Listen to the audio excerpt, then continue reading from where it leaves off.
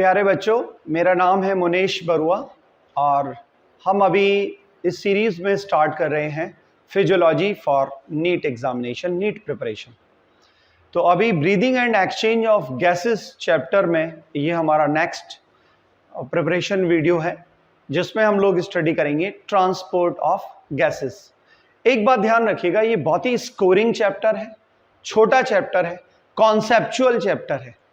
अगर आप थोड़ा सा ध्यान देंगे तो यहाँ से आपको बहुत अच्छे रिजल्ट मिलने की उम्मीद है। तो चलिए फटाफट स्टार्ट करते हैं।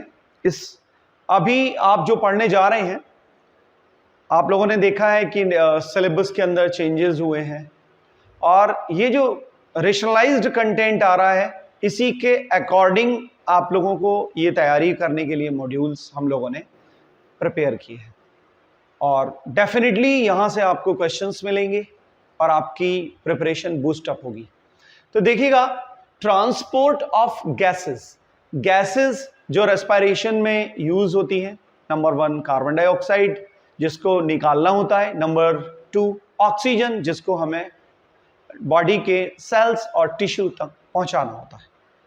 तो we will go one by one. Number 1, transport of oxygen. Transport of oxygen, it can be done either by RBC or by plasma, but we see that majority of the percentage is done by the RBC, that is the 97%, और जो बचा हुआ 3% है वो plasma. तो यहाँ पे sales और प्लाज्मा दोनों ही कंट्रीब्यूट कर रहे हैं, लेकिन सेल्स आरबीसी रेड सेल्स का जो कंट्रीब्यूशन है वो 97% है।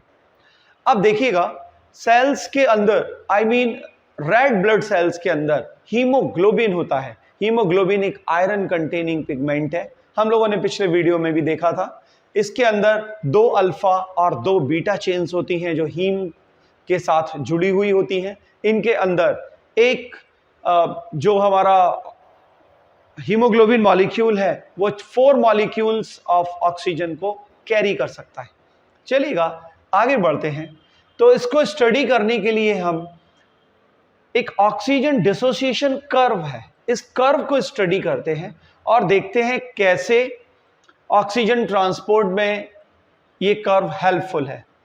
तो बच्चों, ये कर्व हमें बताता है कि ऑक्सीजन हीमोग्लोबिन के साथ बाइंड होकर ऑक्सी हीमोग्लोबिन बनाती है।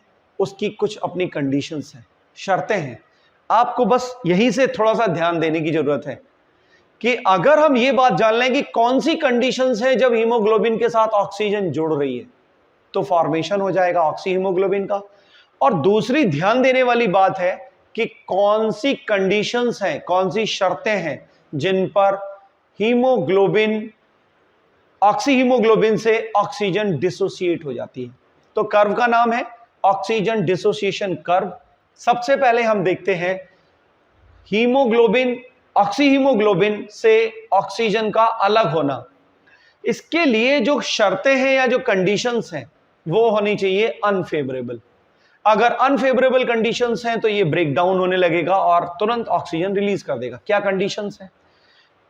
पार्शियल प्रेशर ऑफ ऑक्सीजन कम होना चाहिए, लेकिन partial pressure of carbon dioxide ज्यादा होना चाहिए, और कार्बन डाइऑक्साइड जब ज्यादा होगा तो बाइकार्बोनेट यानी कि हाइड्रोजन आयन कॉन्सेंट्रेशन का प्रोडक्शन भी ज्यादा होगा। हाइड्रोजन आयन कॉन्सेंट्रेशन पीएच के लिए भी रिस्पॉन्सिबल है। अगर एच आयन का कॉन्सेंट्रेशन ज्यादा है तो एसिडिक पीएच होगा। साथ ही साथ टेम्परेचर भी ज्यादा होता है, जहां पर मेटाबॉलिज्म हो रहा है वहां टेम्परेचर ज्यादा है। और इसी में एक इंटरमीडिएट कंपाउंड बनता है 2,3-DPG, उसका भी फॉर्मेशन ज्यादा हो गया। तो ये सारी कंडीशंस हमें बता रही हैं कि अगर अनफेवरेबल कंडीशन है तो हमारा ऑक्सी हीमोग्लोबिन मॉलिक्यूल ब्रेक होकर ऑक्सीजन को रिलीज कर देगा। सोचने वाली बात है, ये कहां पर होगा बताऊंगा मैं 1 मिनट के बाद। अब देखिएगा, हम आते हैं लेफ्ट साइड, यानी कि हीमोग्लोबिन ऑक्सीजन के साथ मिलकर ऑक्सी हीमोग्लोबिन का फॉर्मेशन कर रहा है। कंडीशंस फेवरेबल होनी चाहिए। जो चीजें अनफेवरेबल थी उनका उल्टा हो सकता है। फेवरेबल में पार्शियल प्रेशर ऑक्सीजन का ज्यादा होना चाहिए, साथ ही साथ कार्बन डाइऑक्साइड का पार्शियल प्रेशर कम, और जब कार्बन डाइऑक्साइड कम होगा तो बिल्कुल आप समझिएगा कि हाइड्रोजन आयन कॉन्सेंट्रेशन भी कम हो जाएगा। आपने पढ़ा हुआ है जब हाइड्रोजन कम होगा तो पीएच की जो वैल्यू है वो बढ़ जाएगी, यानी कि अल्कलाइन पीएच हो जाएगा। टेम्परेचर, जब मेटाबॉलिज्म नहीं हो रहा है तो टेम्परेचर डाउन होगा, साथ ही साथ इनका इंटरमीडिएट कंपाउंड भी कम हो जाएगा। अब सोचना यहां पर यह है कि ये वाली घटनाएं कहां हो रही हैं और फेवरेबल वाली घटनाएं कहां हो रही हैं। तो बच्चों ध्यान रखना है, जिस जगह पर हमें ऑक्सीजन की जरूरत है यानी कि सेल्स, यानी कि टिश्यूज, तो टिश्यू और सेल्स के पास ये वाली, तो हम लिख देंगे यहां पर टिश्यू, तो टिश्यू के पास ये सारी की सारी अनफेवरेबल कंडीशंस प्रिवेलिंग होती हैं, इसलिए हम कहेंगे कि टिश्यू के पास जाकर ऑक्सी हीमोग्लोबिन हीमोग्लोबिन से ऑक्सीजन को डिसोसिएट कर देता है।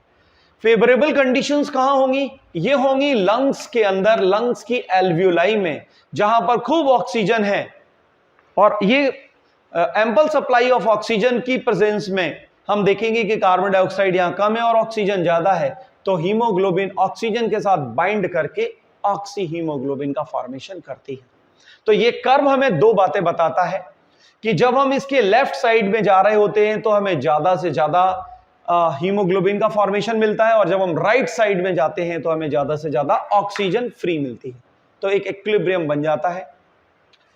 इस तरीके से आरबीसी लंग्स से ऑक्सीजन को लेकर कार्बन डाइऑक्साइड जहां पर बन रही होती है उस जगह पर ऑक्सीजन की सप्लाई करने लगती है, यानी कि टिश्यूज तक इसको पहुंचा देती है। तो ये रहा हमारा ऑक्सीजन ट्रांसपोर्ट। दूसरी इंपॉर्टेंट गैस है हमारी कार्बन डाइऑक्साइड। कार्बन डाइऑक्साइड की ट्रांसपोर्ट के देयर आर 3 वेज। पहला है as carbamino haemoglobin, carbon dioxide haemoglobin के साथ मिल जाती है 20 से 25%, एवरेज 23%, एज बाइकार्बोनेट, और सबसे बड़ा तरीका है ये जहां पर 70%। इसके अलावा डिसॉल्व्ड कार्बन डाइऑक्साइड, इसका डिसॉल्व यानी कि सॉल्युबल कंडीशंस के अंदर, तो ये 7%। ओके, देखते हैं। देखिएगा, टिश्यू साइड है, टिश्यू के अंदर ग्लूकोज से रेस्पिरेशन हो रहा है और कार्बन डाइऑक्साइड का प्रोडक्शन हो रहा है। ये कार्बन डाइऑक्साइड जब इसका कॉन्सेंट्रेशन बढ़ता है तो ऑक्सी हीमोग्लोबिन से ये ऑक्सीजन को रिलीज कराकर कार्बामीनो हीमोग्लोबिन बना देती है। पहला तरीका कितना हुआ? 20 से 25%। फिर हम देखते हैं कि यहां पर एक एंजाइम होता है कार्बोनिक एनहाइड्रेज, जो आरबीसी के अंदर बहुत ज्यादा और प्लाज्मा के अंदर बहुत थोड़ा सा मिलता है। तो आरबीसी, ये जो सेल है आरबीसी, इसके अंदर कार्बोनिक एनहाइड्रेज ने कार्बन डाइऑक्साइड और वाटर को मिलाकर कार्बोनिक एसिड का फॉर्मेशन किया। कार्बोनिक एसिड बच्चों एक वीक एसिड होता है और जो वीक है वो तो टूट जाएगा। तो यहां पर कार्बोनिक एसिड का ब्रेकडाउन होने पर हाइड्रोजन आयंस और बाइकार्बोनेट आयंस रिलीज होते हैं। ये बाइकार्बोनेट आयंस आरबीसी से बाहर चले जाते हैं। तो यहां पर मेम्ब्रेन का इलेक्ट्रिकल पोटेंशियल मेंटेन करने के लिए बाहर से क्लोराइड आयंस अंदर आ जाते हैं, यानी कि नेगेटिव चार्ज का अगर एक मॉलिक्यूल बाहर जाता है तो नेगेटिव चार्ज का एक दूसरा मॉलिक्यूल अंदर आएगा, ओवरऑल नेगेटिविटी मेंटेन होगी, यानी कि यहां पर कोई भी इक्विलिब्रियम डिस्टर्ब नहीं होगा। इसको बहुत ही प्यार से हम लोग बोल सकते हैं क्लोराइड शिफ्ट, क्योंकि क्लोराइड अंदर शिफ्ट हो जाता है इसलिए इसको क्लोराइड शिफ्ट कहा जाता है। अब देखते हैं जो हाइड्रोजन आयंस का फॉर्मेशन हुआ था, ये हाइड्रोजन आयंस क्या कर रहे हैं? ये हाइड्रोजन आयंस ऑक्सी हीमोग्लोबिन पर अटैक करते हैं, जिससे कि ये एक और एसिड बना लेता है, स्ट्रॉन्ग एसिड, जिसका नाम है हीमोग्लोबिनिक एसिड, HHB। देख रहे हैं आप, ऑक्सीजन बाहर निकल आई। यानी कि हमने देखा कि जब कार्बन डाइऑक्साइड का कॉन्सेंट्रेशन ज्यादा है तो इन्होंने रिलीज कर दिया, आरबीसी ने रिलीज कर दिया ऑक्सीजन को, जो कि अभी अभी हमने यहां पर राइट साइड पढ़ा। टिश्यू के पास अनफेवरेबल कंडीशन है, कार्बन डाइऑक्साइड ज्यादा है तो इन्होंने ऑक्सीजन को रिलीज कर दिया। वेल, अब हम देखते हैं, इसको कह सकते हैं कि टिश्यू साइड से कार्बन डाइऑक्साइड की लोडिंग हो गई आरबीसी में। ओके, अब अनलोडिंग कहां होगी? अनलोडिंग होगी एल्वियोलाई के अंदर। देखते हैं कैसे हो रही है। एल्वियोलाई के अंदर ऑक्सीजन बहुत अधिक, बहुत ज्यादा है, यानी कि इसका कॉन्सेंट्रेशन बहुत ज्यादा है। तो हमने क्या देखा कि ये सारे प्रोसेस रिवर्स डायरेक्शन में होने लगे। जो फॉरवर्ड डायरेक्शन के रिएक्शन थे वो रिवर्स डायरेक्शन में। देखिएगा, मजेदार कमाल की बात है। हीमोग्लोबिन जो कार्बन डाइऑक्साइड के साथ जुड़ा हुआ था, जब इसने देखा कि कार्बन डाइऑक्साइड की बजाय यहां ऑक्सीजन का कंसंट्रेशन बढ़ गया है, इमीडिएटली इसने कार्बन डाइऑक्साइड को रिलीज कर दिया और बना दिया ऑक्सी हीमोग्लोबिन। बिल्कुल इसी तरीके से जब ऑक्सीजन ज्यादा है तो हीमोग्लोबिनिक एसिड ब्रेक डाउन होकर ऑक्सी हीमोग्लोबिन बना रहा है। तो हमने देखा इन दोनों मेथड से हीमोग्लोबिनिक एसिड का भी ब्रेक डाउन हुआ और ऑक्सी हीमोग्लोबिन बना, कार्बामीनो हीमोग्लोबिन का ब्रेक डाउन हुआ और हीमोग्लोबिन ऑक्सीजन के साथ मिल गया। अब बारी आती है बाइकार्बोनेट आयंस की। बाइकार्बोनेट आयंस इन बदली हुई कंडीशंस में सेल के अंदर आकर क्या करते हैं, हाइड्रोजन आयंस जो रिलीज हुआ था हीमोग्लोबिनिक एसिड से, इसके साथ कंबाइन होकर H2CO3 का फॉर्मेशन कर रहे हैं और ये फिर से बना देता है कार्बन डाइऑक्साइड। इसका ब्रेक डाउन होने से कार्बन डाइऑक्साइड रिलीज होता है, जो कार्बन डाइऑक्साइड लंग्स के अंदर चला जाता है। बिल्कुल यहां पर आपने देखा जो कंडीशंस हुई, जब फेवरेबल कंडीशंस हैं तो कार्बन डाइऑक्साइड इससे निकल रहा है और जब अनफेवरेबल कंडीशन है तो ऑक्सीजन निकल रही है। तो इस तरीके से हमारी सेल्स के अंदर अब बात आती है कि कितना, तो 100 ml ब्लड जो कि ऑक्सीजनेटेड है वो 5 ml ऑक्सीजन को 5 ml ऑक्सीजन को, और जो डीऑक्सीजनेटेड ब्लड है उसका 100 ml, इसका 100 ml 4 ml कार्बन डाइऑक्साइड को ट्रांसपोर्ट करता है। देखो बच्चों, ये क्वेश्चन बहुत ही फ्रीक्वेंटली पूछे जाने वाले क्वेश्चन है। अगर आप नीट देखेंगे तो अभी हाल फिलहाल के कुछ सालों में आपको ये क्वेश्चंस मिल जाएंगे। तो मैं समझता हूं कि आपको ये कॉन्सेप्ट समझ में आ गया है। रिवाइज करें, आपके क्वेश्चंस यहीं से बनेंगे।